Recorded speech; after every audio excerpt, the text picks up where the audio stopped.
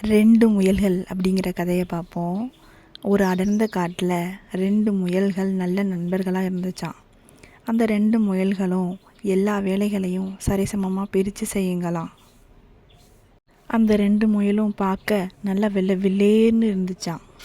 அப்போது மழை காலம் வந்துச்சாம். அதில் முயல்களோட வீடெல்லாம் தண்ணியால் ரொம்பிடுச்சாம். மழையோடு சேர்ந்து புயலும் வீச ஆரம்பிச்சிச்சான். அதில் நிறைய மரங்கள் வேரோட சாஞ்சிருச்சான். அந்த முயல்கள் அந்த இடத்த விட்டுட்டு வேறு இடத்துக்கு போகலான்னு பயணம் செய்ய ஆரம்பிச்சிச்சிங்களாம்.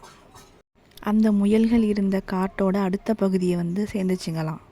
அந்த இடத்துல எந்த பாதிப்பும் இல்லையா, அதனால் சந்தோஷமாக இருந்துச்சுங்களாம்.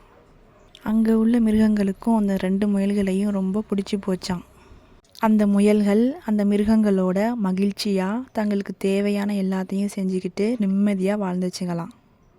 மழை புயல்னு என்ன துன்பம் வந்தாலும் அந்த 2 முயல்களும் பிரியவே இல்லை. நல்ல நண்பர்களுக்கு பிரிவு என்பதே இல்லை.